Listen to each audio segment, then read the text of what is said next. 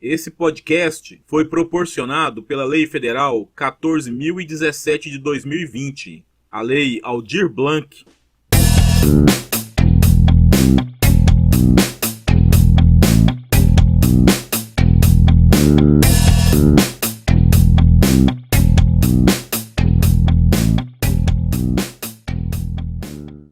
Olá, boa tarde, boa noite, boa madrugada. Estamos começando mais um Rádio Quadrinhos e hoje nós vamos conversar com a Aline Romani, que é professora de História, historiadora e pesquisadora de histórias em quadrinhos.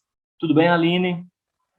Tudo bem, Chico? Muito feliz de estar hoje aqui essa tarde com você. Legal. Vamos lá, então. Me fala uma coisa. Suas primeiras leituras de quadrinhos, suas primeiras formações ou deformações, as primeiras impressões com as histórias em quadrinhos. Pergunto isso porque o quadrinho, em até um determinado momento, tinha uma coisa um pouco mal vista, vamos colocar assim. Então, por nós, leitores de quadrinhos, a gente tinha uma sensação ainda também de estar lendo quadrinhos é uma coisa um pouco de desobediência. Você viveu isso ainda? Assim, como foi seus primeiros contatos com os quadrinhos? Então, eu não vivi muito isso na minha infância, não, para te falar a verdade. Eu comecei a ler quadrinho com o Maurício de Souza, porque minha tia era professora de português, e eu lembro que ela tinha uma estante. Eu tenho uma memória muito afetiva dessa parte da casa dela, porque ela era uma única pessoa da minha família que tinha livros. E Legal. ela tinha uma estante com as prateleiras e tinha um vidro na frente. E aquela estante dela era praticamente toda do Chico Bento. Ela era apaixonada pelo Chico Bento, pelo personagem do Chico Bento. E eu Legal. acho que como professora de português, ela gostava de trabalhar nessa essa linguagem regional, fora da norma culta. Então, eu lembro que eu sentava no chão, na frente dessa estante, colocava os quadrinhos abaixo e ficava lendo. Tinha alguns que eu lia várias e várias vezes, que eu já tinha até decorado. E essa foi minha primeira ligação assim com quadrinhos, que eu tenho uma lembrança afetiva. E num segundo momento, ela também tinha alguns jornais, e meu pai também.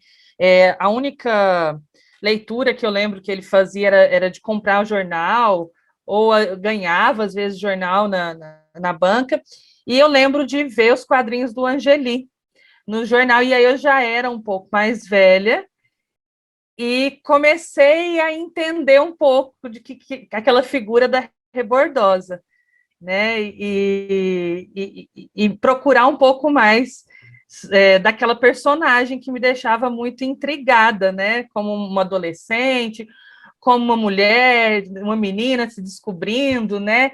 E toda ainda um tabu que existia sobre isso na década de 90, né? Acho que até em contraste com a década de 80, minha juventude na década de 90 tinha muito mais tabu de falar sobre essas coisas, pelo menos com a minha mãe tinha e tal. E a Rebordosa foi um choque, assim, para mim. Uma descoberta de um ser mulher diferente do que se esperava daquela menina de cidade pequena, né? Que eu venho do interior, uma cidade bem pequena. Então, a Rebordosa trouxe essa possibilidade de leitura de mundo para mim, e o que me marcou muito. E a partir daí, eu fui me interessando timidamente por quadrinho na minha escola. Não era uma escola que estimulava muito a leitura de quadrinhos. Aí sim, talvez eu tenha visto um pouco isso, mas não diretamente, não era algo falado, mas é por uma omissão mesmo, né? O quadrinho não aparecendo na Não escola. era proibido, mas Aparecia, também não era estimulado. Era isso. não era estimulado, isso. Não tenho essa lembrança de a gente trabalhar com quadrinhos em sala de aula. E então era algo que eu buscava fora da escola, não era algo presente na escola. E que, de fato, eu fui me dedicar mesmo a conhecer, a ampliar esse universo para outros cartunistas, já na universidade. Já quando eu me interesso como uma fonte histórica quando eu começo a perceber que o quadrinho, por Já ter sido adulta mesmo, né? menosprezado, já adulta, e esse interesse de olhar ele já como fonte histórica também. Junto, lógico, com o meu gosto, eu fui reler com outro olhar, já adulta, a própria Rebordosa, fui conhecer melhor o Bob Cuspe, compreender melhor esse personagem, né? Então, ao mesmo tempo que eu era ainda uma fã ali do Angeli, muito jovem, eu já comecei a vislumbrar esses quadrinhos como uma fonte de uma possível pesquisa. Aline, voltando um pouco nas leituras de infância, eu tenho, assim, tenho mais idade que você, e na minha época de criança, o quadrinho não tinha tanto televisão, internet, enfim, não era nem um sonho, e a gente tinha acesso a um número limitado de conteúdos. Então, as crianças liam muito quadrinhos. Turma da Mônica, Walt Disney, mas tinha Recruta Zero, Mortadelo e Salaminho, muitas coisas que vinham dos desenhos animados da Hanna-Barbera, tinha uma diversidade. E assim, a gente percebia que tanto os meninos quanto as meninas eram leitores de quadrinhos, não havia uma diferenciação assim. E depois, chegando mais para a adolescência, os meninos iam ler um pouco quadrinhos de super-heróis, que me parece era um ambiente muito pouco chamativo para o público feminino.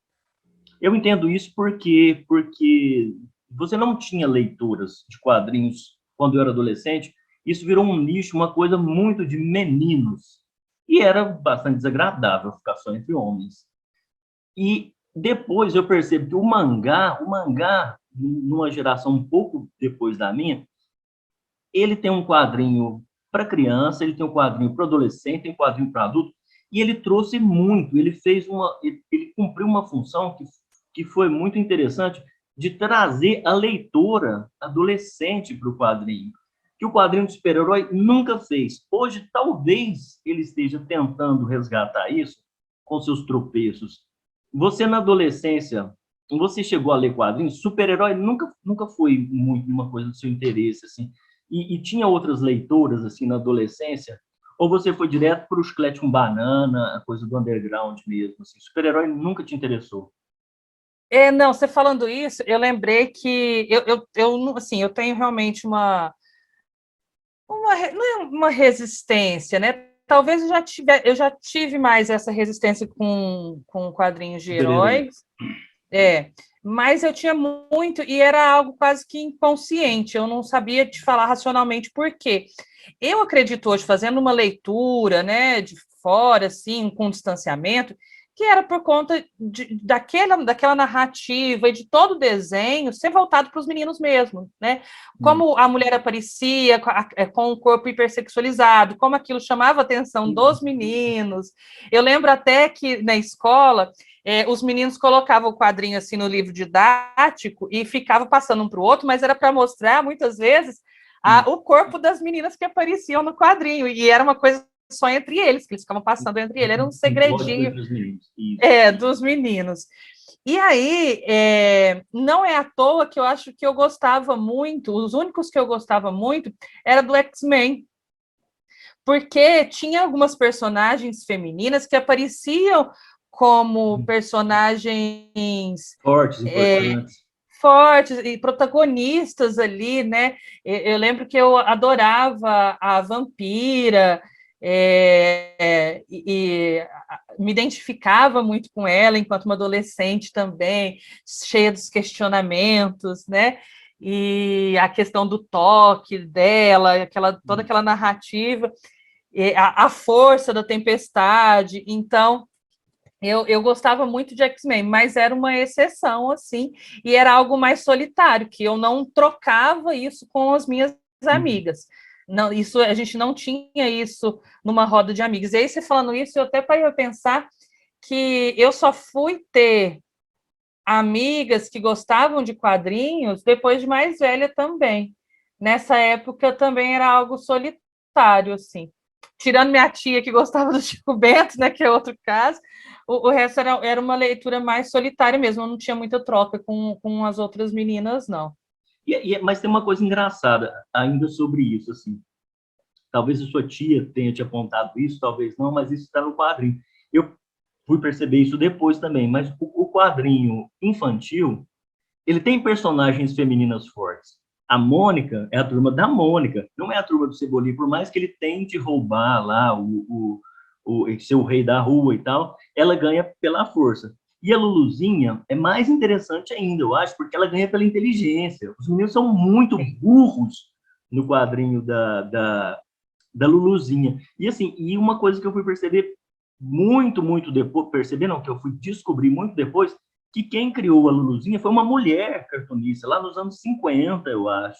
E é uma coisa que passa batido assim nas pesquisas. A gente não assim, li muito livro sobre quadrinhos, mas não tinha essa informação de que a Luluzinha tinha sido criada por uma mulher. E quando você percebe, a personagem feminina do quadrinho da Luluzinha, ela é muito central, ela é muito mais interessante. Os meninos são muito burros, assim, e sem querer discriminar os meninos também, isso representa bastante o universo infantil, né? Assim, no universo infantil, os meninos são muito, talvez por uma questão cultural, de poderem ser debochados, fazem umas besteiras muito grandes, né? E as meninas são mais centradas. E isso está presente. Isso te chamava atenção no quadrinho infantil? Assim, você chegou a pensar nisso, nessa identificação com Mônica, Luluzinha, no quadrinho infantil ainda? Na Disney, acho que nem tem isso, né?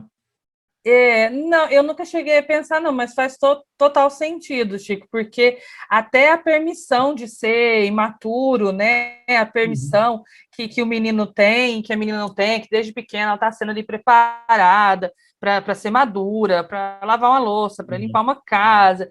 E o homem, ele é permitido a brincadeira até um tanto mais tarde do que a gente, né?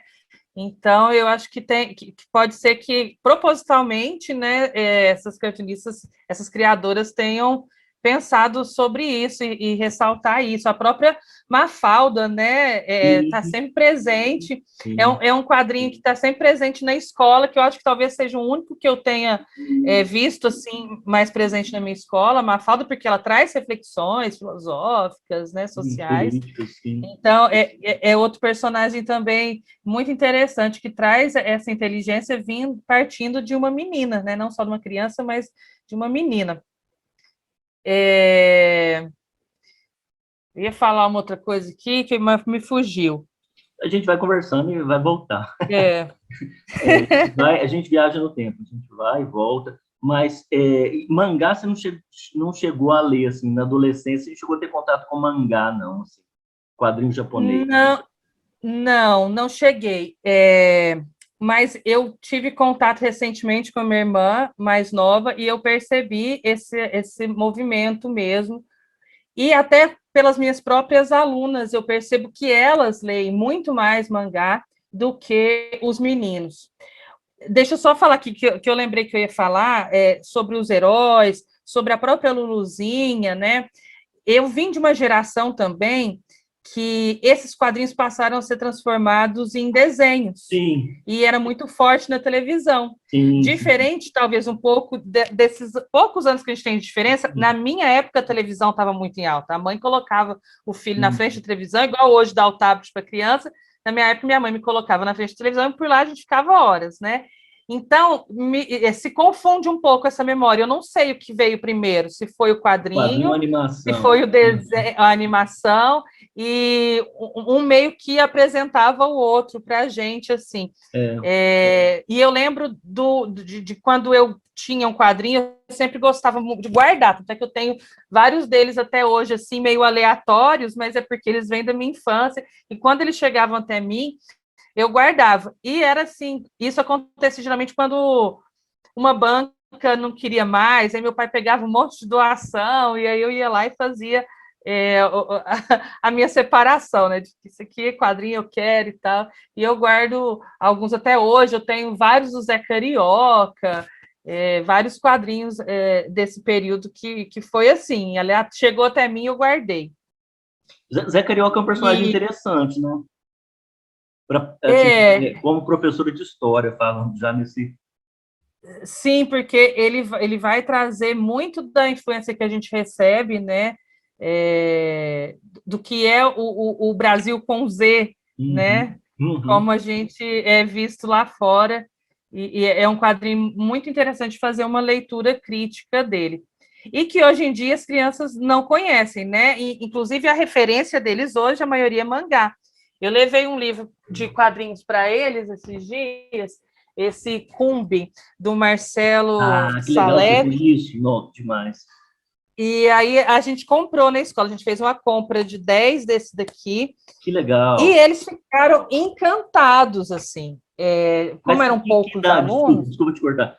Para alunos de que idade você eu trabalhou? fiquei impressionada, porque tinham poucos alunos no sexto ano, de 11 anos de idade, eu dei para eles lerem, e eles compreenderam, e mesmo porque o ano que vem a gente vai trabalhar, no sétimo ano nós vamos trabalhar a escravidão, no oitavo ano também eu passei, que a gente estava trabalhando a abolição, e foi um livro que eu não esperava que eles fossem gostar tanto, se envolver tanto na história, né, se emocionarem com a história.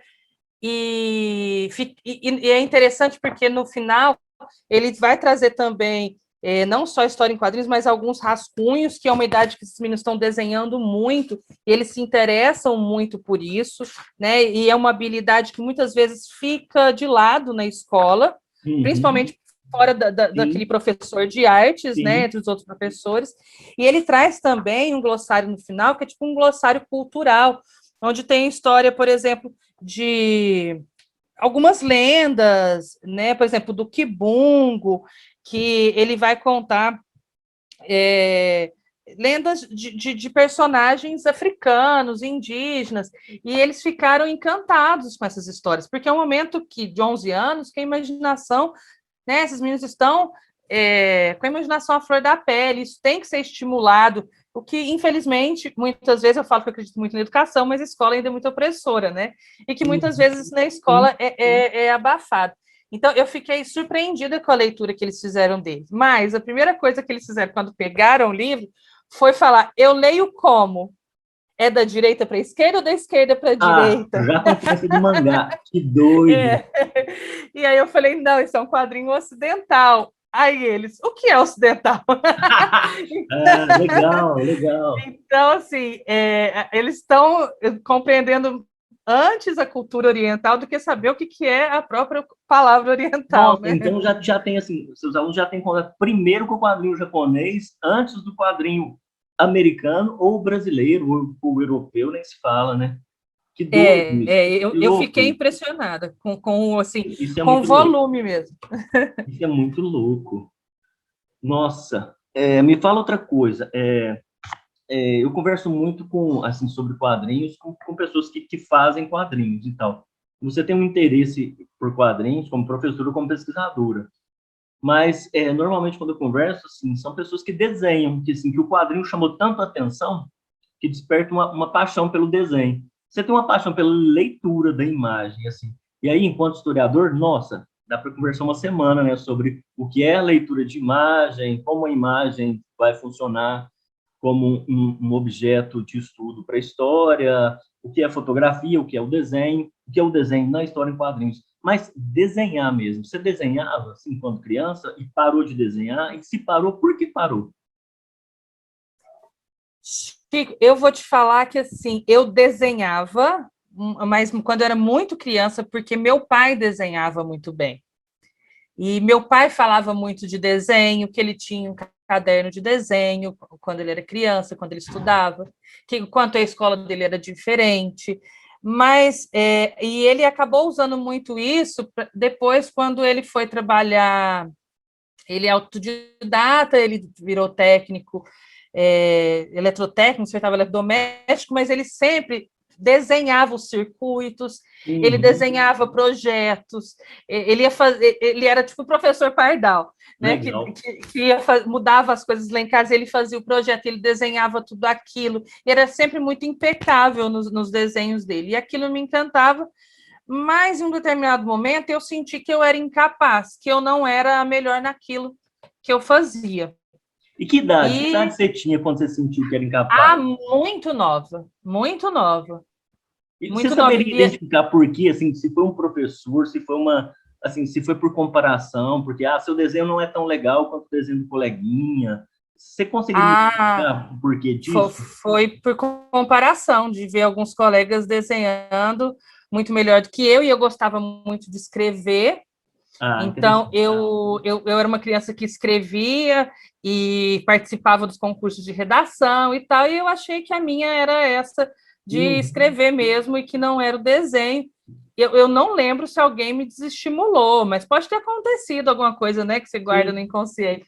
Mas muito nova, eu percebendo assim, que alguns colegas desenhavam melhor do que eu e que eu não servia para aquilo. E naquela época, você achava que era aquele desenho realista, né? Que eu não pensava em ter um traço meu, não me passava isso pela cabeça. E como eu não sabia fazer um desenho realista, não tinha noção de proporção, talvez me faltava técnica, eu deixei de lado. Mas isso ficou, eu não sei se ficou como frustração, mas ficou como admiração. Ó, eu não consigo, mas eu admiro muito. Porque É um prazer de ver, né? Tenho. E assim, o desenho e a pintura em vários lugares diferentes, né? No quadrinho, tatuagem. Eu tenho esse encantamento por esse universo mesmo. Tá, agora me fala uma coisa. Você falou já de Chiclete com Banana, que foi assim, você meio que deu um salto, não teve uma relação, a relação com o super-herói talvez tenha sido mais via animação e tal, mas tem uma relação com um quadrinho, vamos chamar de underground, assim, ou que tem uma influência do underground, que é o Chiclete com Banana, Laerte, Glauco, essas coisas. Que aí é um desenho que já foge bastante dessa coisa da proporção, dessa coisa, tem uma coisa do humor, tem uma coisa ácida, e tem uma relação muito forte com a música, com o comportamento adolescente, de rebeldia, e você depois tem um envolvimento com a música, assim. Me fala da relação dessas duas coisas, assim, a tatuagem, a história em quadrinhos underground, o rock and roll, as drogas, essa mistura dessa coisa que no final dos anos 80, início dos anos 90, era muito forte, e você ainda pegou uma coisa disso, assim. Me fala sobre isso, assim, a relação esse comportamento que pode ser empregado em qualquer linguagem artística. Eu acho que tem tudo a ver para mim, assim, porque era uma identidade que eu queria criar, né, sobre mim mesma. Principalmente morando em uma cidade muito pequena, e eu gostava muito de rock, tinha ali poucos amigos, que inclusive nem eram da minha escola, eram amigos, eu estudei em escola particular minha vida toda, e meus amigos eram todos de escola pública. Então, eu tinha essa relação a gente fazia muito grupos, né, que chega a chamar nessa época de tribos, né, a gente tinha nossas tribos, né, então eu fazia parte de um grupo que a gente ia para a praça, ouvir música e beber, né, desde muito jovem, essa coisa de despirocar mesmo, meio dessa geração do desbunde, e que a gente tinha ali uma certa consciência política e tal, mas a nossa rebeldia estava muito mais ligada a essa questão da nossa imagem desleixada, de você não se preocupar com regras, né? E eu acho que isso está muito no rock and roll e está muito nos quadrinhos do Angeli. Então, já essa minha experiência de Igarapava com essa turma, eu acho que já foi construindo essa minha identidade de rebeldia, essa minha identificação com o rock. E era uma época também que a gente se agrupava para descobrir as coisas. Por exemplo, eu baixei um clipe ou uma apresentação da Janis Joplin. O cara era o único no grupo que tinha internet. Vamos lá em casa para a gente assistir. Aí a gente assistia 3, 4 vezes seguido, porque era a oportunidade que você tinha para assistir aquela apresentação.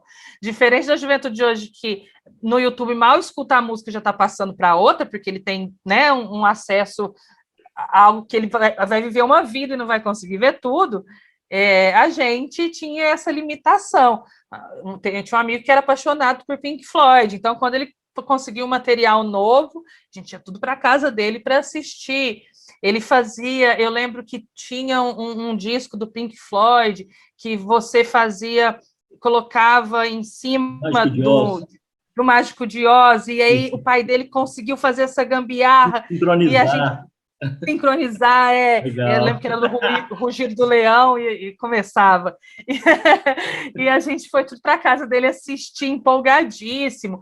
E o quadrinho tinha isso também, assim como as revistas de tradução das músicas de rock, né? A gente comprava muito revista para saber da vida daquela pessoa, né? Eu lembro que eu tinha muita revista do Nirvana para saber da vida daquele cantor, para saber como ele escreveu aquela música, para saber dos relacionamentos dele. Era tudo por revista, e eu guardava. Então, eu sempre fui muito, mesmo antes de ser historiadora, eu sempre fui muito de guardar e preservar, né, esse tipo de material.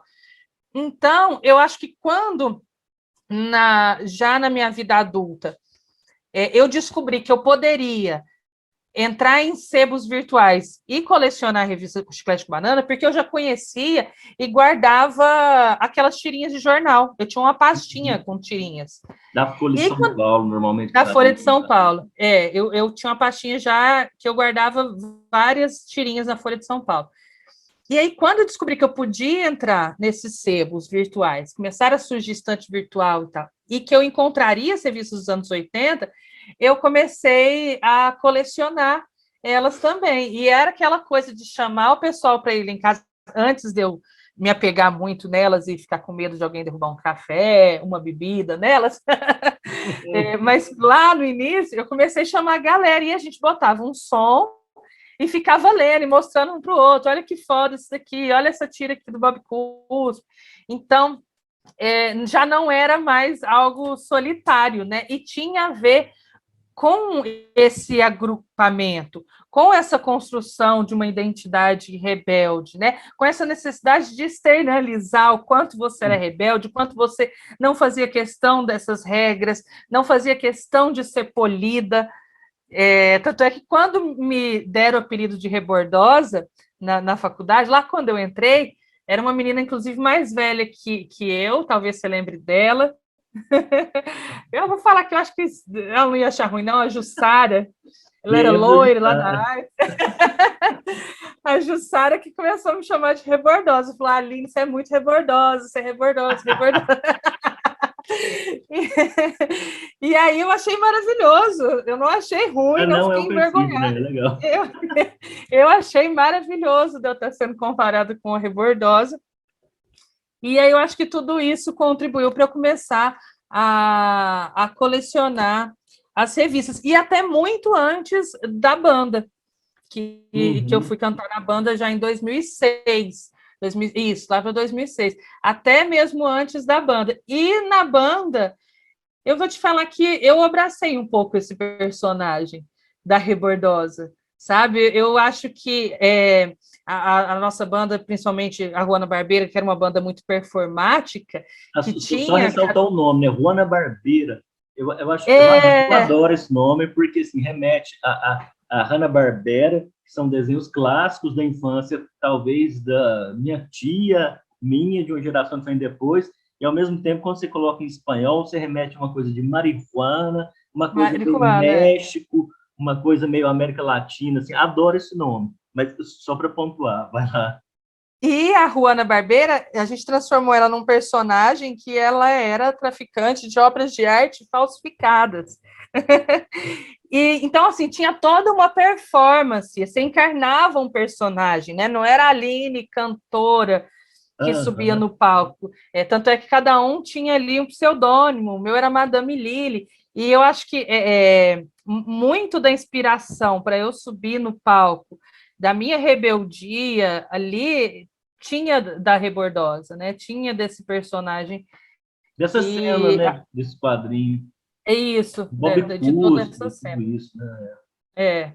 Legal demais. Aline, deixa eu fazer um parêntese aqui. A gente retoma o fluxo cronográfico, cronológico.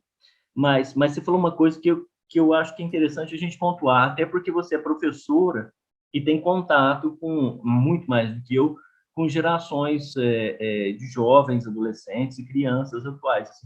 E você colocou uma coisa que eu acho interessante. o nosso contato, assim, nossa formação de tribos tinha a ver com quadrinho, quem leu tal quadrinho, você trocar uma ideia, e quem viu tal desenho animado e tal filme. E agora, assim, o fluxo da informação, ele é muito constante, exagerado, permanente, excessivo, intoxicador, talvez. Bom, posso estar exagerando nesse intoxicador. Mas, assim, como que você percebe isso, assim? Isso você acha que prejudica? Bom, você conseguiu construir um personagem a partir dos quadrinhos que você leu e se encaixar numa banda e encontrar pessoas com quem você tinha uma afinidade, talvez ideológica, talvez estética, talvez cênica, artística. Como que você acha que funciona agora? Assim? Como que as crianças, os pré-adolescentes, adolescentes, como que está funcionando isso, assim, diante desse fluxo tão devastador de informação que a gente tem, assim? Eu Desculpa, acho é uma pergunta complicada. é complexo porque a gente está muito inserido ainda nesse Sim, mundo, isso. né? Eu não tenho condições de ter um distanciamento para fazer uma análise mais cravada, mas assim, bem das minhas percepções, né? Primeiro, eu vejo que eu concordo que é intoxicador quando você pega as plataformas que esses meninos têm acesso à música, que é muito diferente da gente, que tem acesso a certas performances, mesmo que questionáveis, são performances, são danças. Né? Hoje a principal delas é o TikTok, e você percebe que o fluxo de informação e de assuntos completamente aleatórios, eu não sei se você já teve a curiosidade de baixar o TikTok, eu baixei o TikTok até para acompanhar, né? Assim, não consigo fazer parte desse universo, não consigo acompanhar as Observa, né? postagens, mas quando você abre o TikTok assim, você fica alucinado. E você que é um cara adulto, eu posso te garantir que você vai perder uns minutos ali, porque o fluxo de vídeo, ele é constante. Ele pula de um assunto para o outro e ele vai te instigando uma curiosidade boba. Tipo, tô enchendo um balão com água, e você fica, esse balão vai estourar, o que vai acontecer? Essa água vai cair em cima de alguém? Enfim, coisa boba, né? E que vai, mas que te prende ali naquela plataforma. Então, o lado positivo, que como professor eu tento sempre ver o lado positivo, para eu não ficar nessa coisa chata e nostálgica que as pessoas mais velhas têm, Sim, né, de ficar sim, achando que a importante. geração dela é melhor. Exato. Então, eu tento fazer esse exercício, que hoje eles tomaram para si o protagonismo, né, que eles fazem o que querem e que cada um deles podem ser o protagonista da sua vida, da sua rede social, e alcançar ali 1.000 seguidores que sejam, eles estão produzindo para aquelas 1.000 pessoas, né? E eu acho que essa ideia por si só é interessante. Mas quando a gente pensa do que está sendo produzido, para mim é um pouco angustiante, porque se perder um pouco, não só aquela linha do que é arte e o que não é, né? Não é aquela discussão pós-moderna, talvez seja até já na prática crua do que seja isso, que não há nem sequer a preocupação se isso que é feito é arte ou não, se está consumindo arte ou não, né? Rompeu com essa preocupação e deixando a arte deixada de lado, né? Cada vez mais, quando você olha para a juventude, parece que eles enxergam a arte como algo empoeirado do museu, como algo empoeirado na biblioteca, que não há um interesse. Eles não conseguem perceber, muitos deles, né, não todos, mas muitos deles, que essas plataformas poderiam estar sendo utilizadas também para uma produção mais rica, mais complexa e ser colocado mais a identidade deles, as questões deles, porque o que Legal. se percebe que é uma troca, mas é uma cópia muito grande. Ó, eu faço essa dancinha aqui, bato a mão no ombro, no joelho, no nariz, e aí o outro vai e faz a mesma dancinha, o outro faz, porque essa dancinha, como eles dizem, né, tá no hype. Então, todo mundo vai fazer ela, depois o outro, todo mundo vai fazer o outro. e raramente você vê alguém te trazendo algo novo, enfim, que tenha a ver, de fato, com uma identidade que não seja algo massificado. Porque, por mais que trouxe a oportunidade do protagonismo, trouxe a oportunidade de divulgar algo que talvez você faça e o outro não, ainda assim se produz mais do mesmo. A plataforma te permite mais coisas, mas não foi esse o caminho, né, seguido. Talvez porque o mundo é muito mais do que só a plataforma, a ferramenta. Talvez porque a gente continue pensando da mesma forma que lá atrás, com a televisão. Talvez porque a maioria das pessoas não se sentem, não tem autoestima para se sentir protagonista da sua vida. Legal, legal. Legal essa reflexão, interessante, porque, como se colocou, a gente recortava as tirinhas da Folha de São Paulo, guardava, montando um arquivo, né? Assim, a gente tinha uma obsessão pela informação, pelo o acesso à informação era difícil, então tinha que guardar isso. Agora parece um pouco o oposto, né? Assim, a informação é tão tudo grande que a esquecimento. informação é o que menos interessa. E aí o lance dos 5 minutos de fama, né? Assim, o conteúdo não importa o conteúdo, importa o resultado que ele produziu em termos de chamar atenção, mesmo se você esteja se auto-ridicularizando ou qualquer coisa que o valha, sem fazer nenhum juízo de valor moral aqui. Mas, enfim, me parece um pouco isso, né? Mas nessa linha de pensamento, assim, você tem algum aluno que produz histórias em quadrinhos, que te procura e pergunta sobre produzir história em quadrinhos, que se interessa em divulgar as histórias em quadrinhos via internet ou impresso de alguma forma, sei lá? Eu tenho muitos alunos que desenham, Chico, e com essa minha proximidade com histórias em quadrinhos, eu procuro sempre trabalhar essa habilidade com eles, né? Eu gosto muito de trabalhar com fanzine. Eu acho que o fanzine ele agrega várias gerações. Eu acho que ele funcionou no começo do século XX, funcionou na década de 80, funciona hoje e vai funcionar daqui a 50 anos, principalmente no ambiente escolar. Primeiro, porque ele vai trabalhar com várias habilidades. Aquele aluno que já desenha, ele vai ter ali aquele papel em branco e a possibilidade de fazer dobraduras, de desenhar e de criar o livro dele do formato que ele quer. E colocar a arte dele ali, o desenho dele ali, fazer dar sentido, né? Não é só aquele desenho na última página do caderno enquanto ele está ali só fingindo que está escutando a aula, né? Agora ele está inserido na aula, fazendo o que ele gosta, colocando a habilidade dele. E, além disso, para quem não tem essa habiliddade do desenho, você pode trabalhar com recorte, né? Que era uma coisa que o Angeli fazia muito com os fotoquadrinhos dele, né? Então, você pode trabalhar com recorte, você pode construir uma história em quadrinhos de outra forma, tanto quanto você pode também trabalhar a escrita. Então, o fanzine é algo que eu gosto muito de trabalhar com os meus alunos e estimular principalmente esses que têm habilidade com o desenho. Então, já trabalhei com eles, por exemplo, várias temáticas, já pedi para eles explicarem o mercantilismo em quadrinhos para mim. E aí eles vão desenhando. Eu tenho autos que eu guardei, inclusive, deles, legal. Assim, que eu achei fantástico, deles explicando o acúmulo de riquezas, de moedas, eles explicando as grandes navegações.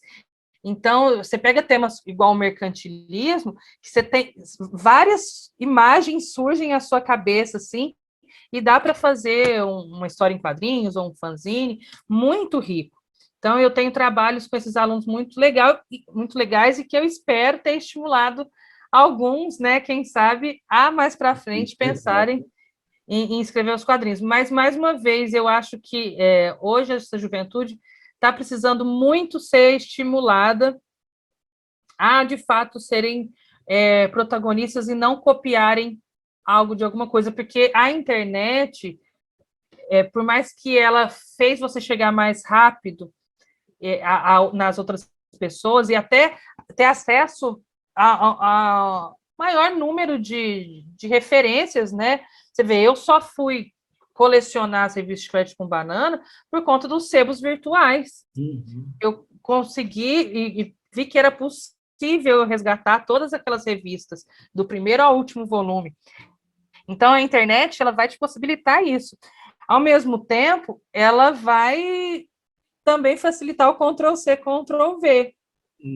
Né? E tem tanta coisa, que você acha tanta coisa para se comparar, que você nunca vai se achar o suficiente. Então, eu acho que estimular cada vez mais e as pessoas a colocarem em prática aquilo que fazem, valorizar aquilo, a estar melhorando, a estar investindo naquilo, eu acho que é fundamental para que elas criem cada vez mais. E realmente a gente tem muitas referências para vários estilos hoje, né? A internet te permite isso.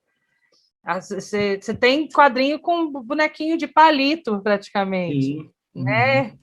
Então, não precisa só ser aquele menino que tem a habilidade de fazer um desenho. Voltamos lá para aquela exigência que eu tinha na minha infância, de querer fazer um desenho muito realista, né? Às vezes você tem um garoto que faz aula de desenho, mas que tem um que é bem mais criativo. Sim, e aí o estimular conteúdo isso. colocado, sim, independente da qualidade do desenho. A narrativa é boa, né? A estrutura da história. E sempre sai alguém que queira escrever uma história em quadrinhos. Tem uns que falam, igual na minha época, era poesia. A professora falava assim, você pode escrever uma redação, uma poesia. Você escolhia a poesia porque era menor. Aí, quando você fala isso, você fala, não, vou escolher um quadrinho que é mais fácil, eu ponho uns balãozinhos. Mas não é mais fácil, o quadrinho não é mais fácil, a poesia não é mais fácil, né? É uma ilusão, às vezes, que eles têm, mas que talvez a gente já teve, mas que com o fazer, eles vão percebendo isso, né? E saem coisas muito legais, e sempre tem alguém que faz um quadrinho nessas atividades. E me fala uma coisa, então, pegando um gancho no que você falou, assim, dentro do ambiente escolar, seja por outros professores, direção ou pais de aluno, você eventualmente é criticada por aceitar trabalhos em história em quadrinhos, assim, dizendo que você está facilitando o trabalho deles por aceitar em quadrinhos, assim, ainda existe esse preconceito com a linguagem dos quadrinhos? Depois de tanta imagem circulando, internet, tudo, assim? Olha, diretamente, descaradamente, não. Mas nós compramos alguns livros em quadrinhos na escola recentemente. Esse que eu te falei, o Cume, o Ditadura no Ar, Coração Selvagem, para trabalhar com o 9º ano. E compramos o Anne Frank em quadrinhos e os Lusíadas em quadrinhos também. Além do Pele de Homem, que é um pouco polêmico para os meninos menores, porque ele vai falar de algumas... Você já viu esse Pele de Homem? Não, eu não conheço. É um quadrinho, eu achei excelente, que é da Idade Média. Uma menina que, quando vai se casar, a família dela é dona de uma pele de homem. E a família entrega para ela essa pele de homem para ela ter experiência de viver com um homem antes de se casar, para ela não sofrer esse impacto do convívio com um homem que ela não conhece, para entender o universo masculino. Só que o livro de quadrinhos tem algumas cenas dela descobrindo a sexualidade, a ereção masculina e tal. E, sinceramente, hoje em dia, eu acho que são assuntos que não teria problema de trabalhar com 11 anos, porque eles estão descobrindo a ereção deles, mas, infelizmente, hoje em dia, a gente está tendo que ser cauteloso, né? Então, com os mais velhos, dá para trabalhar isso aqui, Pele de Homem. Então, nós pegamos alguns quadrinhos e eu fiquei meio à frente de selecionar esses títulos, né? E eu escolhi os Lusíadas, até para agradar também um pouco as professoras de português, né? Enfim. E aí a gente, numa conversa informal na sala dos professores, eu falei, gente, eles adoraram Cume, como não tinha livro para todo mundo, eu passei Lusíadas para alguns e eles adoraram os Lusíadas em quadrinhos. Imagina os meninos de 6º ano, com 11 anos, lendo Lusíadas, né?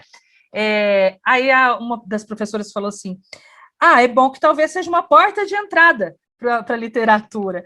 Aí a outra professora de português falou assim, duvido, eles estão lendo porque é quadrinho. Então, naquele diálogo eis a ali, eu questão. percebi que Sim, isso ainda existe, né?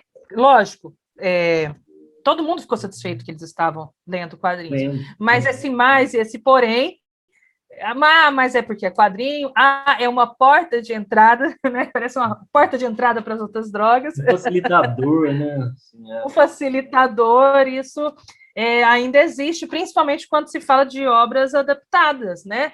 Como os Lusíadas.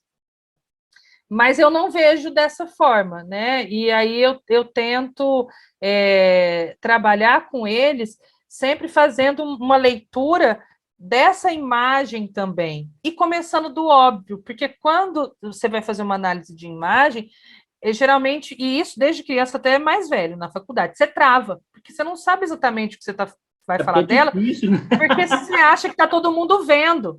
E não Aham, é uma verdade. Quando você vai fazer uma aham. análise de imagem, você tem que começar do óbvio. Eu estou vendo um homem, como este homem está vestido, né? Contexto, um Isso. monte de Então, coisa. eu tento trabalhar essa relação com eles da melhor forma possível.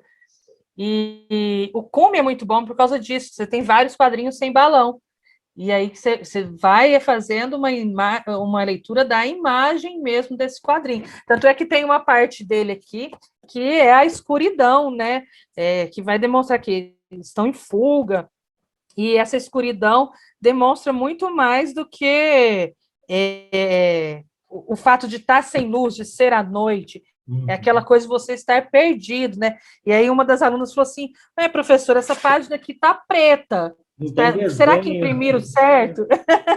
Será que imprimiram certo? Está tudo preto, né? E aí, tudo isso você tem muito pano para manga, para discussão, assim, em É sala de engraçado aula. isso, né? Porque, assim, muitas vezes os professores que dizem, eventualmente diz que o quadrinho é ruim porque ele é superficial, ele pasteuriza, né, a leitura de um clássico, no caso de uma adaptação literária.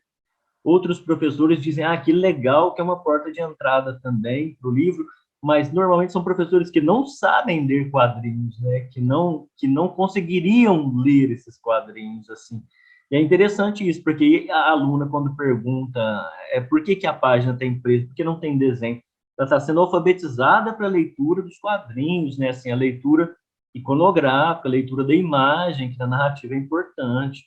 É muito complicado essa coisa do quadrinho e a educação. Foi muito marcado assim por muito preconceito, tanto como uma coisa pueril como uma coisa perversa, né? Eventualmente uma coisa, eventualmente outra. E ainda chega, né? Parece que ainda persiste isso, né? Essa E imagem da aí, história em quadrinhos. sim, e não precisa estar restrito ao professor de artes, porque, por exemplo, se no sexto ano eu já não introduzi algo nesse sentido com eles, no final do sétimo ano eu vou trabalhar Renascimento, e é inevitável que eu traga para eles alguns quadros. E como que eu vou explicar algumas questões desses quadros se eles não sabem fazer uma leitura de uma imagem? Assim, como falar Relativamente do até mais Renascimento simples. sem falar da história da arte, né? Assim, Sim, tão sim. importante quanto a mudança que a religião teve, é a mudança que a arte teve, como uma mudança de concepção do ser humano, né? Tudo isso está marcado na iconografia, né? Na imagem.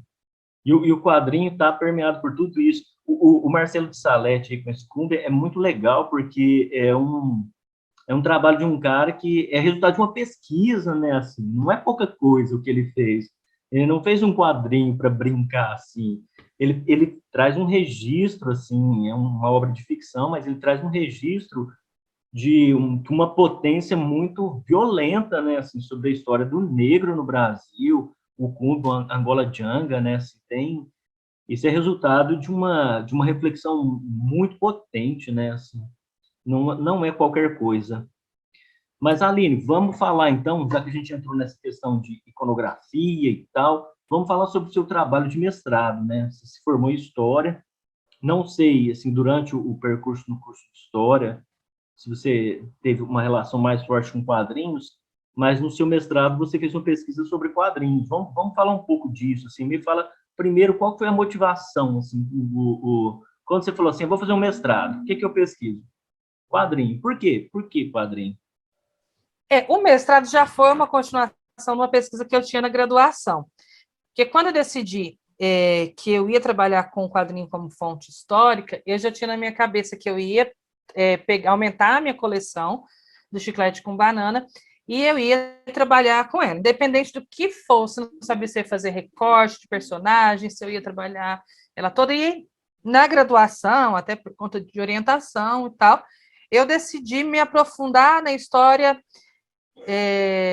do autor, do cartunista, do Angeli, e da revista, da inserção dela no mercado de quadrinhos, e aí foi quando eu me deparei com todo um universo de quadrinhos nacionais, né, como que era essa relação de mercado, como que o quadrinho estrangeiro acabou prejudicando, né, a concorrência, vamos dizer assim, dos quadrinhos nacionais, desestimulando a nossa produção.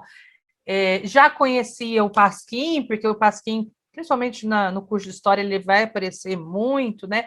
Mas me aprofundei, li várias coisas sobre. Então, na graduação, eu entrei nesse universo de cabeça e fiz um geralzão da história da revista. E do que a gente chamou de prosopografia. Desculpa, isso foi seu trabalho de final de curso, foi uma leitura geral minha monografia. da revista Chiclete com Banana. Isso, e legal. Da prosopografia do cartunista. Né? Eu tentei trazer essa vida dele sempre relacionando aquele contexto de abertura política, né? Num cara artista, cartunista na cidade de São Paulo, que não tinha uma formação, né, acadêmica, então tudo isso me interessava muito naquele momento, e como que ele pensava, né, através das entrevistas dele, abertura política, e depois, né, num terceiro capítulo, como que aquilo vai aparecer nos personagens dele, né, até quando ele fala que o Woodstock eram os hippies brasileiros, e mais do que brasileiros, eram hippies paulistas, né, paulistanos. Então, assim, aquilo me interessou muito na graduação. E quando eu fui para o mestrado, quando eu pensei em estudar algo no mestrado, eu cheguei a pensar em trabalhar a Rebordosa, essa personagem feminina. Mas, naquele momento, eu não me senti segura em trabalhar com isso. Você vê, eu vinha de uma formação não tão recente, eu me formei lá para 2011, 12, e fui fazer o mestrado 5, 6 anos depois. Na minha formação, a gente quase não leu sobre feminismo, a gente quase não leu sobre questões de personagens, então eu não tinha uma segurança, né, em propor um projeto já assim em relação a isso. E aí, uma coisa que me chamou muita atenção na graduação e que não deu para eu trabalhar na minha monografia foi a carta dos leitores.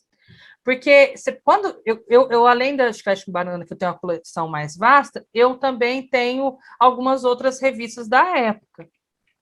Então, assim, eu tenho algumas outras que foram produzidas pela Circo, tenho aquela Planeta, como é que é? Caceta e Planeta, tem umas duas, três deles, e tinha uma outra também, a gente está me fugindo o nome tudo, que tem a MED, e tem algumas da MED brasileira também.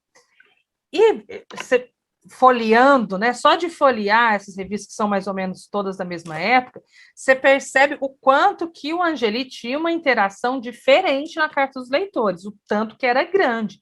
Tinha revista que tinha 4, 5 páginas das cartas dos leitores. Então, aquilo me chamou muito a atenção, e aí eu pensei em pesquisar a revista e próprios personagens a partir dessa relação dialógica com o seu leitor. Porque a cada mudança que o Angeli fazia com seus personagens, isso afetava muito o público dele, que era um público muito presente, e que eles se sentiam muito donos daquele personagem. Tanto é que ele perde, em algum momento, o domínio sobre a Rebordosa, e ele chega a matar ela por isso. Legal. E vira uma comoção, né? O próprio Jô Soares comenta e tal, e ele traz isso, e E ele, isso em uma grande escala, né? Que foi o impacto da morte da Rebordosa. Mas todos os quadrinhos, de alguma forma, eu sinto que sofria uma interferência, né? E uma interferência positiva, porque ele enxergava nesse público dele os personagens, e como ele queria criticar, ele queria fazer uma sátira dessa juventude, dessas tribos, ele acabava se utilizando disso. Tanto é que ele colocava, a maioria das cartas dos leitores que ele colocava ali, era para ridicularizar. E até mesmo de pessoas que ele gostava. O Adão, ele vai surgir muitas vezes, o Adão e o Rusgaray, vai surgir várias vezes na carta dos leitores, e ele vai tirar muita onda com o Adão, e o Adão vai ficar felizaço do Angelita tirando onda com a cara dele. O jogo, né? E esse jogo ajudava na construção dos personagens, né? A Maratara, por exemplo, tinha muito daquelas meninas que assediavam ele. Ele não podia aparecer em certos lugares lá no centro de São Paulo, né? Que a mulherada ficava louca, ele era bonitão e tal. Então, eu acho que a Maratara tem muito disso.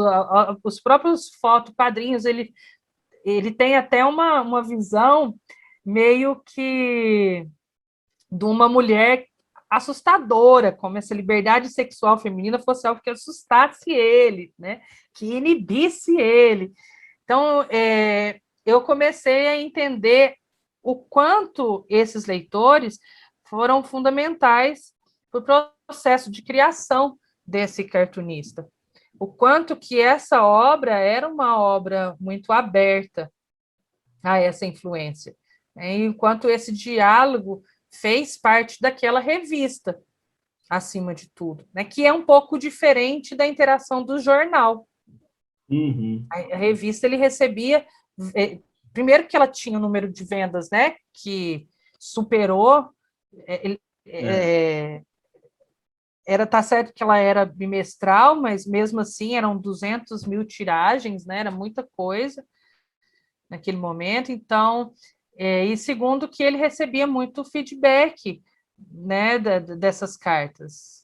Tanto é que chegou um momento que ele queria tanto publicar todas, que ele publicava algumas que ele selecionava, e outras ele fazia uma fichinha do lado assim, só com o nome das pessoas e o lugar. Escreveu. Uhum. E aí eu cataloguei todas essas cartas para eu entender quais as regiões que ele alcançava, e aí você percebe que, apesar dele, inclusive eu tive uma professora que, quando eu fui buscar orientação, ela falou assim para mim, mas você vai estudar Angeli aqui em Minas?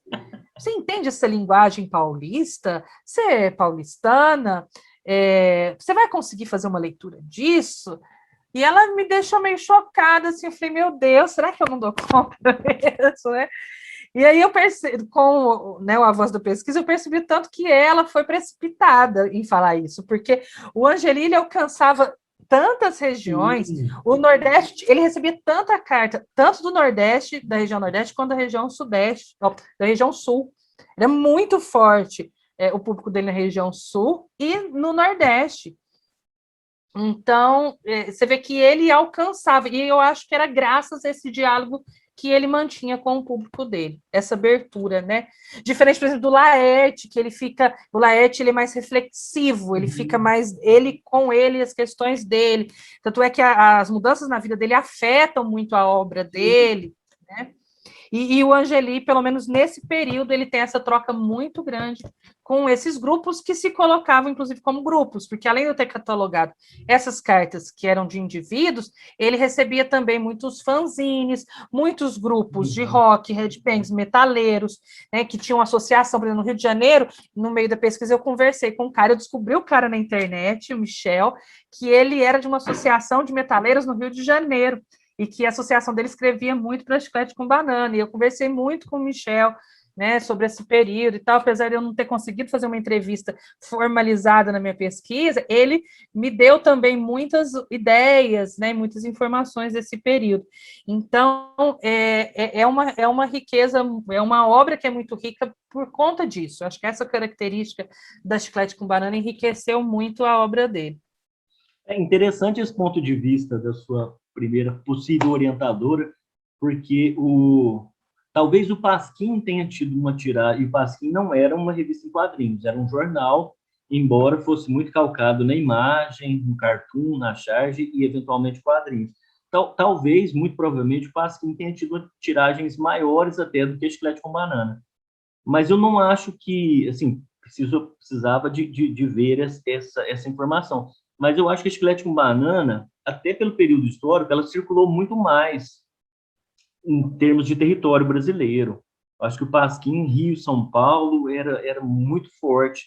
Chegava em outros lugares, ok, mas não com a força que a Chiclete com Banana, até o Piratas do Tietê, outras coisas da Circo chegaram. Eu não sei se você sabe disso, mas o jornal Correio de Uberlândia ele tinha uma gráfica aqui, que era, enfim, a função da gráfica era imprimir o próprio jornal e o catálogo telefônico da empresa que era a CTBC, que era a mesma empresa que tinha o jornal. Essa gráfica, ela imprimia Chiclete com Banana, porque era uma gráfica que conseguia fazer barato.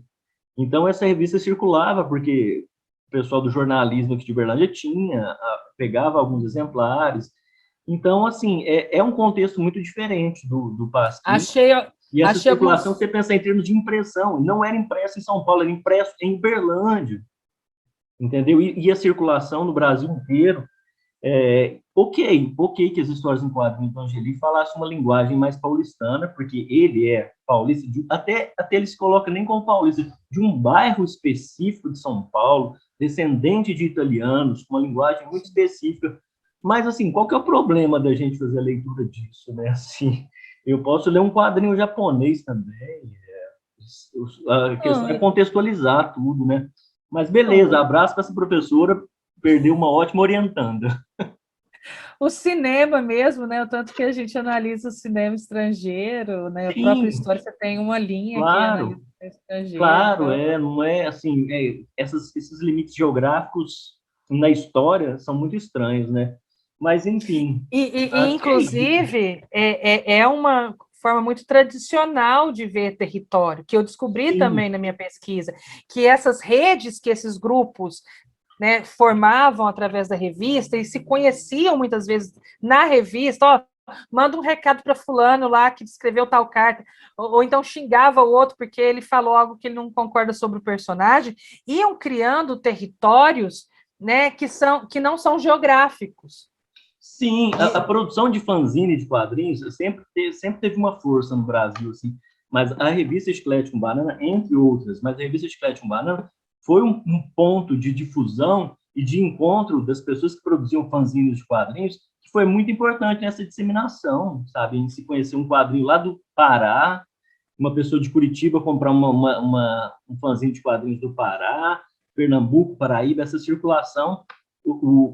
A revista Chiclete com Banana se propôs muito a fazer isso e fez isso de forma muito legal. Porque ela agregou muitas coisas. Tanto é que quando, no começo, eu achei que eu tivesse que definir a revista como alternativa, como underground, como mainstream, e eu não sabia definir isso, porque ela era distribuída por uma grande... comercialmente, né? Comercialmente, mas, ao mesmo tempo, ela era feita, e toda uma preocupação estética vai parecer que ela foi recortada, né, as próprias fotografias, como ele colocava as colagens, os títulos e tal, essa intenção estética do Angeli, o fato dele trazer esse diálogo, as cartas, essa troca como se fosse essa rede de fanzines mesmo, e ao mesmo tempo uma capa colorida, um formato bem padrão, né, para ser vendido nas bancas. Então, ele agregou tudo isso no trabalho dele, de forma que a gente não consegue definir claramente, né? Lógico, não é um fanzine que você está ali passando no mimeógrafo, nem xerocando. Tem uma intenção de distribuição comercial, sim. Tem uma intenção... Tem essa estrutura por trás, mas a estética está calcada nessa coisa underground. Cara, o próprio nome Chiclete com Banana, né? O nome Chiclete com Banana vem da música lá do Jackson do Pandeiro. Eu nunca lembro de quem é essa música. Mas esse jogo assim, do chiclete como uma coisa americana e o pandeiro como uma coisa brasileira, porque tem uma influência. Os cartunistas do Pasquim tem uma influência muito da cultura francesa. O pessoal que veio fazer quadrinhos dos anos 70 para frente tem uma influência do underground americano, Robert Crumb, Gilbert Shelton, essas coisas, mas o Angeli se propunha colocar, tipo assim, estou representando um hippie, mas é um hippie de São Paulo, é às vezes um hippie de uma sacada na Vila Mariana, em São Paulo, Uhum. uma coisa geograficamente muito recortada, mas, ao mesmo tempo, universal, né? O próprio nome da revista brinca com essa desgeografização, assim. Bom, azar da sua orientanda lá. E, inclusive, ele coloca isso na orelha do livro, que ele fala que já quando eu tinha um orelhão, na orelha do livro do Bob Cuspe, que é o que ele lança primeiro, ele lança antes da primeira revista, né? E ele coloca a letra, inclusive eu falo que ou ele está tirando muita onda, ou ele não entendeu, porque ele faz uma crítica a essa mistura, né? E aí vem a Angeli e mistura tudo e fala, é isso que a gente quer, sim, ele aceita isso como uma coisa positiva, né? Assim, como algo positivo. Ele recoloca essa crítica e baixa no liquidificador. Enfim, é uma questão... E esse lance do underground também segura muito a venda. Ele só vende tanto porque ele está vendendo o underground. Tanto é que quando a única propaganda que eu acho na revista dele é uma propaganda de uma calça Levi's, que aparece em uma das revistas, e na próxima, a Carta dos Leitores recebe uma enxurrada de crítica. Que porra é essa? Você está colocando propaganda que você está tornando nossa revista, né? Porque não é a revista dele, é a nossa revista, algo comercial. Legal, então, legal. tanto é que foi a única propaganda que aparece nas 24 ou 25 edições que ele coloca ali de 85 a 90. Interessante. Aline, me fala uma coisa agora. O que você está lendo de quadrinhos atualmente? Eu estou lendo com os meus alunos. Então, eu estou buscando essas referências, assim, para trabalhar em sala de aula. Você me abriu os olhos agora para essa questão dos personagens mais infantis, ter essas meninas inteligentes. Confesso que me ampliou até essa ideia, porque eu não costumo gostar de histórias infantis. Eu acho que tem níveis de leitura, então eu busco quadrinhos que eu gosto, que eu acho que tem muita informação, e passo para eles, e a partir do entendimento deles, nós vamos trabalhar e discutir. Então, eu estava lendo o Cumbi, li recentemente também Ditadura no Ar, Coração Selvagem, e tudo quadrinhos de história brasileiro.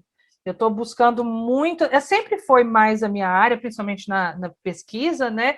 Apesar dessa influência francesa, de eu ter descoberto o Robert Crumb nessa pesquisa minha, de eu ter gostado, né, de algumas coisas, me chocado com outras, eu ainda fico muito nesse universo do quadrinho brasileiro, que eu acho interessante, né? Então, eu leio muito, estou lendo muito esses quadrinhos que não são didáticos, mas que podem trabalhar, né, alguns pontos importantes na história, em sala de aula, e eu sou muito leitora de tirinha de Instagram, principalmente de mulheres. Então, no meu Instagram, eu sigo muito mulheres que fazem tirinha, essas tirinhas voltadas para o ambiente virtual mesmo, essa coisa rápida, né, do Instagram, e vem curtindo muito a produção, por exemplo, da Juliana Lócio, da Bruna Maia, que lançou um livro com essas tirinhas que ela fazia no Instagram também, ela juntou tudo e lançou num livro, que eu acho que é um bom uso dessas plataformas, sabe? É uma forma de ganhar visibilidade e também transformar isso em algo positivo. Por exemplo, a Juliana Loss, ela faz os quadrinhos dela, coloca nos stories as tiras com uma trilha sonora, né? Voltando à história do rock, ela coloca, e a música, né, com quadrinho, com uma trilha sonora que enriquece muito os quadrinhos e os desenhos dela. Você tem também produtos que saem disso, então hoje é muito fácil fazer uma lojinha virtual pequena, com pouca saída, então fazem camisetas a partir disso, então eu acompanho muito esse universo. Bacana. Mais feminista. Legal, legal. A internet está aí, né? Tem de tudo, tem que grimpar. Agora, deixa eu fazer uma última pergunta. Você teve a banda, você escreve algumas coisas, assim, mesmo como professora, você é bem criativa, tem um pé na coisa da arte, queira você ou não. Tem vontade de escrever uns roteiros de história em quadrinhos? Assim, você já pensou sobre isso? Em produzir mesmo, ser autora de quadrinhos? Relata a sua experiência como professora, sua experiência na banda, sua experiência na infância, numa cidade do interior de São Paulo, seus primeiros encontros com quadrinhos, eu não sei, qualquer coisa. Não tem vontade, não tem essa perspectiva, não? Então, eu nunca pensei nisso. Eu acho que o fato de eu não desenhar me tira um domínio total, que talvez até pela minha personalidade eu tenha um pouco sobre essa criação, né? Mas não sei, por agora eu nunca pensei, não sei se é possível, mas não é algo que eu descarto para um futuro, não. Né? Trabalhar em grupo é um desafio interessante também, né? Mas eu nunca pensei, eu acho que por isso, porque como eu não desenho, talvez eu não teria domínio de um todo nessa obra e aí eu ficaria meio perdida em como fazer. Pense sobre isso. É bem complicado mesmo quando você escreve alguma coisa, outra pessoa desenha. Alguém imaginou o que eu tinha imaginado, não é exatamente como eu tinha imaginado. É bem complicado. Mas E eu sempre quando você tive do abre a outro lado, criatura, né? vai. Oi? Eu sempre tive do outro lado, de analisar, Uhum. de contextualizar. Eu nunca me vi muito nesse lado de ser lida, Criadora? ser analisada. É. Eu mesmo, quando eu cantava, eu tinha dificuldade de me falar, de se colocar enquanto artista, né? Eu acho que eu sou uma professora artista, talvez, que leva um pouco dessa criatividade para a sala de aula e para as minhas reflexões. Mas isso é ótimo. Precisamos de mais professores com verve artística aí. Aline, foi bom demais falar com você. Estamos terminando aqui. Foi realmente muito bom conhecer um pouco mais da sua trajetória. A gente conversa sempre, mas uma conversa mais detalhada é sempre legal.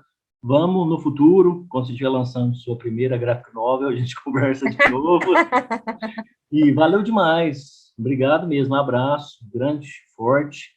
Abraço e deixe suas últimas palavras para os nossos possíveis 6 ouvintes. Chico, eu que agradeço a oportunidade de falar sobre isso, relembrar essa pesquisa que foi e é muito importante para mim, para as minhas reflexões, falar um pouco de quadrinho, que é uma paixão em comum que nós dois temos. E é isso, deixar essa mensagem para os nossos ouvintes. Leiam quadrinhos, acreditem na educação. E é isso. Valeu demais. Siga a gente nas redes sociais, que em Deus breve endereço vai aí. ter e-book aí para todo mundo ler sobre quadrinhos também, que conta não só essas experiências de pesquisa, mas também de alguns cartunistas aí da região e do Vamos Brasil. aí, vamos continuar produzindo. Valeu demais, Aline. Abraço forte, abraço a todo mundo aí. Até nosso próximo Rádio Quadrinhos. Abraço, até tchau, tchau.